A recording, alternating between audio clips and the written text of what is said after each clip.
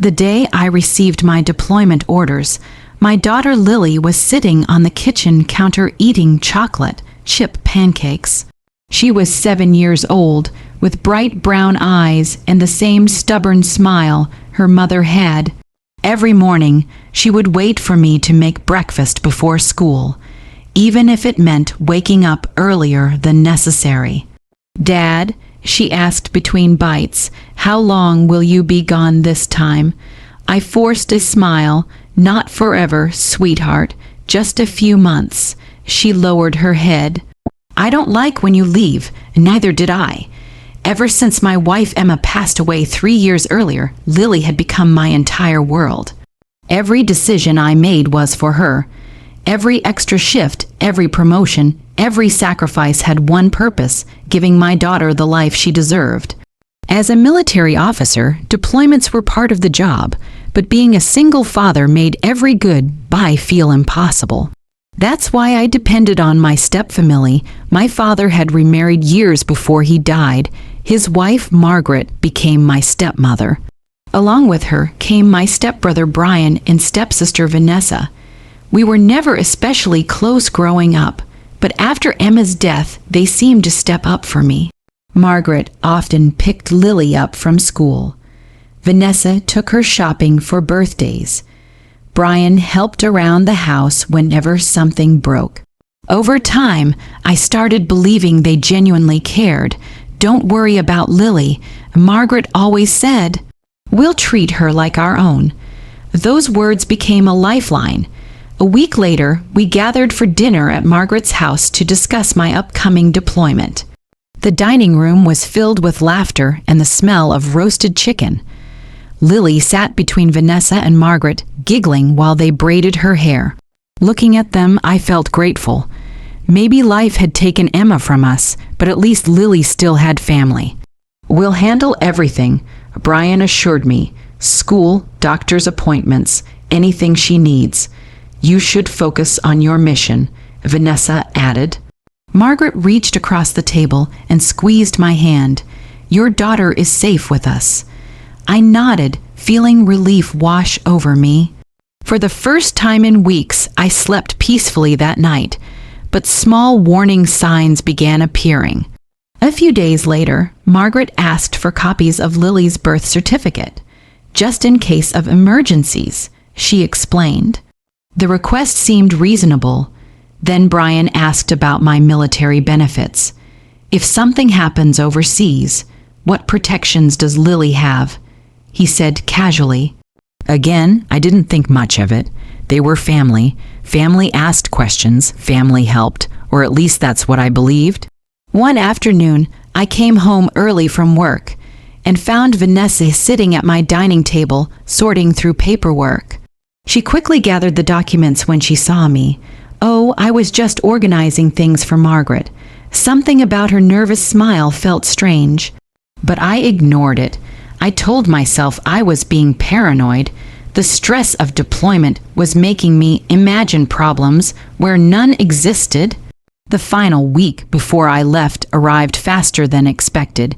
Every moment with Lily felt precious. We visited her favorite ice cream shop. We watched movies under blankets. We spent an entire Saturday feeding ducks at the park. I wanted enough memories to last until I came home. The night before my departure, Lily climbed into my lap. "You always come back," she whispered. I kissed the top of her head. Always, she wrapped her small arms around my neck. "Promise.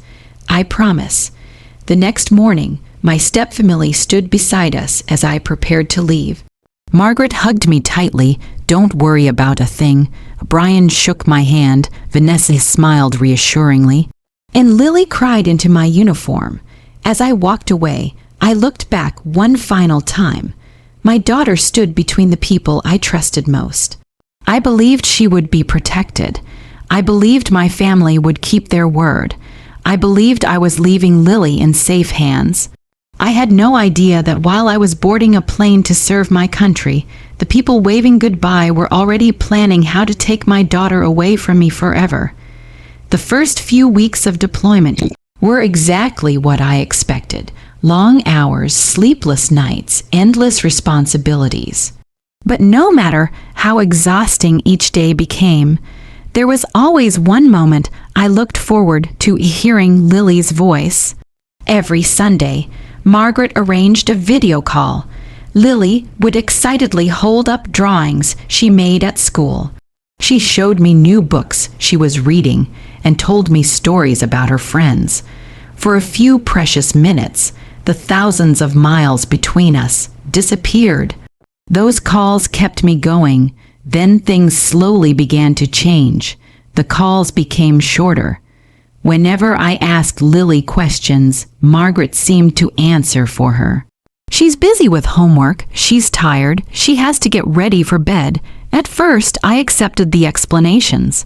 I knew caring for a child wasn't easy, but the feeling that something was wrong continued growing. One evening, I finally managed to speak to Lily alone. "Daddy," she whispered. Her voice sounded different, sad, almost frightened. "When are you coming home?" "As soon as I can, sweetheart." There was a long silence. Then she asked a question that made my stomach tighten. "Did you really leave me?" I froze. "What?" "Nothing," she quickly replied. A second later, Margaret appeared on the screen. "Time for bed, Lily." The call ended before I could ask another question. For the rest of the night, I couldn't stop thinking about her words. Did you really leave me? What had she meant? A week later, the calls stopped completely. Margaret claimed the internet wasn't working. Then she said Lily was sick. Then she said Lily was staying with Vanessa. Every excuse sounded weaker than the last. I began emailing teachers and school staff for updates. Most never replied. The few responses I received were strangely vague. Something wasn't right. Then the real nightmare began. One morning, a legal packet arrived at my deployment address. I opened it expecting routine paperwork. Instead, my entire world shattered. The documents stated that I had voluntarily transferred guardianship of Lily to Margaret 6 months earlier. My hands started shaking. According to the papers, I had signed away custody rights before deployment. The signature looked exactly like mine, but I had never seen those documents before, never signed them, never agreed to anything remotely similar.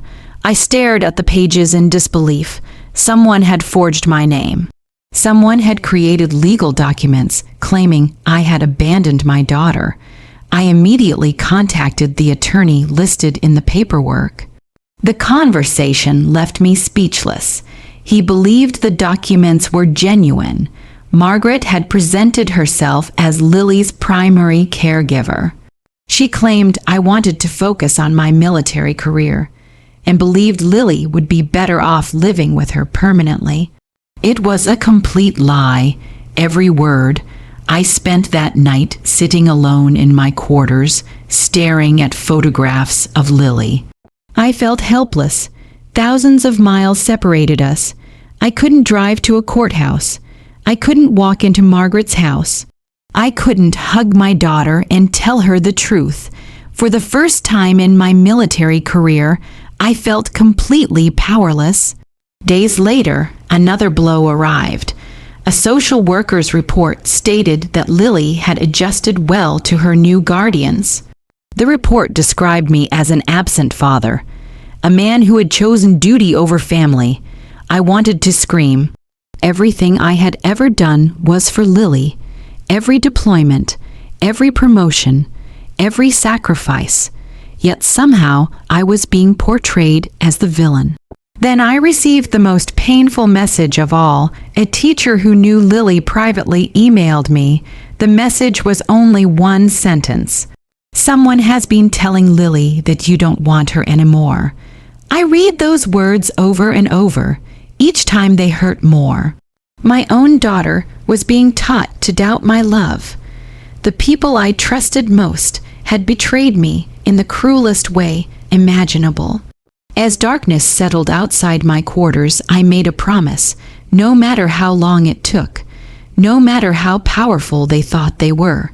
No matter how far away I was, I would come home, I would expose every lie, and I would bring my daughter back where she belonged. For months, I fought from the other side of the world. Every spare minute between missions was spent gathering evidence, making phone calls, and searching for answers. While other soldiers used their downtime to rest, I sat in front of a laptop, determined to prove the truth.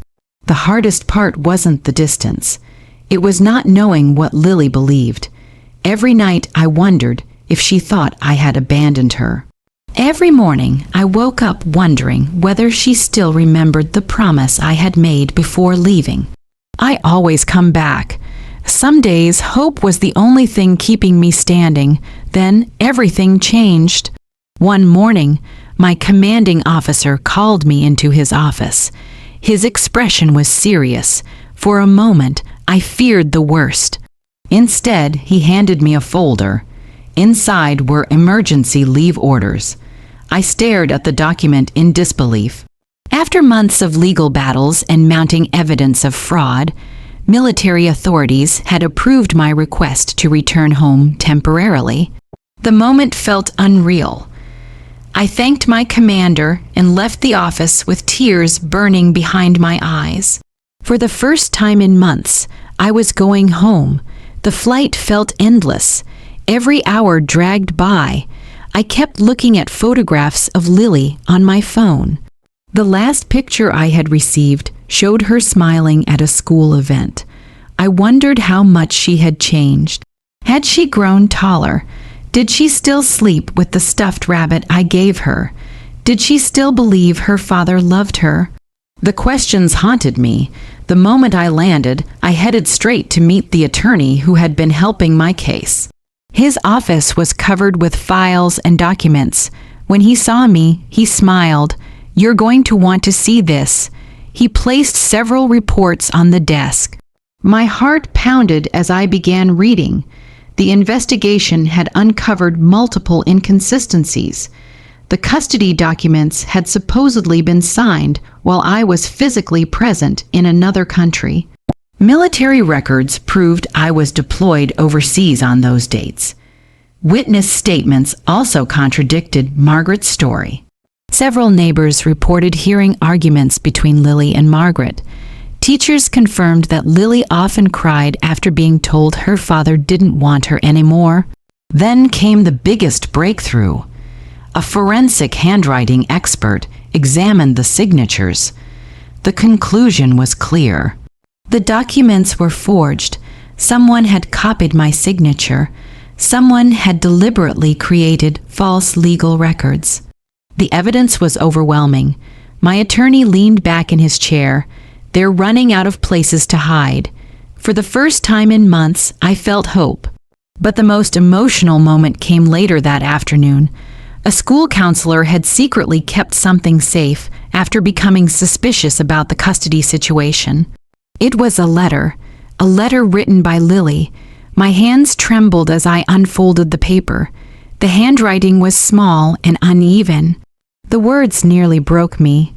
"Dear Dad, Grandma says you don't want me anymore, but I don't believe her. You promised you would come back. I still wait for you every night. I love you. Love, Lily." Tears blurred my vision. Even after months of lies, my little girl had held onto faith. She still believed in me. That letter became my strength. The following week, investigators uncovered even more evidence. Financial records showed that Margaret had attempted to gain control of survivor benefits left by Emma. Brian had helped file false paperwork. Vanessa had lied to social workers and school officials. The betrayal ran deeper than I ever imagined. Everything had been planned. Everything had been calculated. The family I trusted had viewed Lily as an opportunity. A source of money and benefits, not a child, not my daughter. As the court date approached, panic began spreading through their household. Their stories changed, their excuses multiplied, their confidence disappeared, because for the first time since this nightmare began, the truth was winning. And soon, The people who stole my daughter with lies would have to face the consequences of everything they had done. The courtroom was silent as I took my seat. Months of pain, sleepless nights, and endless legal battles had all led to this moment. Across the room sat Margaret, Brian, and Vanessa. The people I had once called family, the people I had trusted with my daughter, now they couldn't even look me in the eye. For the first time since I returned home, I felt calm, not because I wasn't nervous, but because the truth was finally on my side. The judge entered the courtroom, and everyone stood. As the hearing began, my attorney presented the evidence piece by piece. Military deployment records proved I was thousands of miles away when the custody papers were supposedly signed. Travel records confirmed I couldn't have been present. Forensic handwriting experts testified that the signatures were forged. Witnesses described how Lily had repeatedly been told that her father no longer wanted her. Each piece of evidence weakened the lies my stepfamily had built. Margaret's attorney tried to defend her actions. He claimed she had only been trying to provide stability for Lily. But the evidence told a different story. Financial documents revealed attempts to gain control of benefits left for my daughter. Emails exposed private conversations discussing money. Messages showed plans to secure permanent guardianship before I returned from deployment. The courtroom grew quieter with every revelation. Even the judge appeared shocked. Finally, Margaret was called to testify. For years, she had always seemed confident, always in control. But that day, her voice trembled. Her answers became inconsistent.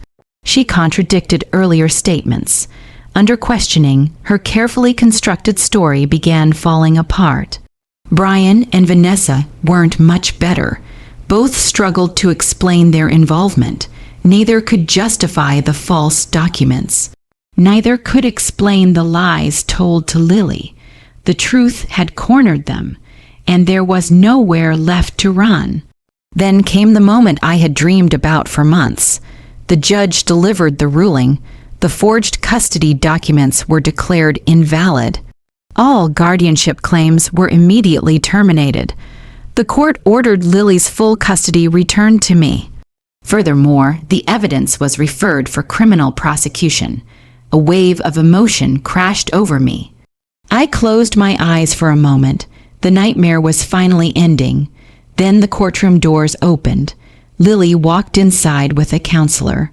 For a second, neither of us moved. She looked taller than I remembered, older, but her eyes were still the same. Daddy, her voice broke. That single word shattered every wall around my heart. I rushed forward. A second later, she threw her arms around me. I held her tightly as tears streamed down both our faces. "I'm sorry it took so long," I whispered. "You came back," she cried. "You promised. I'll always come back." The courtroom disappeared around us. Nothing else mattered, not the lawyers, not the judge, not the people who had tried to separate us. Only Lily, only my daughter. In the months that followed, life slowly healed. We moved into a new home. We attended counseling together. We rebuilt the time that had been stolen from us. Meanwhile, Margaret, Brian, and Vanessa faced the consequences of their actions. Their reputations were destroyed. Their fraud became public record. The people who had tried to steal my daughter lost everything they had gained through deception. But my greatest revenge wasn't seeing them punished. It wasn't the court victory. It wasn't watching their lies collapse. My sweetest revenge was much simpler. A year later, I sat in a school auditorium as Lily walked across a stage to receive an academic award. When asked who inspired her most, she smiled proudly and pointed toward me. "My dad," she said. "He's my hero." At that moment, I realized something important. They had tried to steal my daughter. They had tried to destroy our bond, but love is stronger than lies, and family is stronger than fraud. In the end, truth brought us home, and that was a victory no one could ever take away.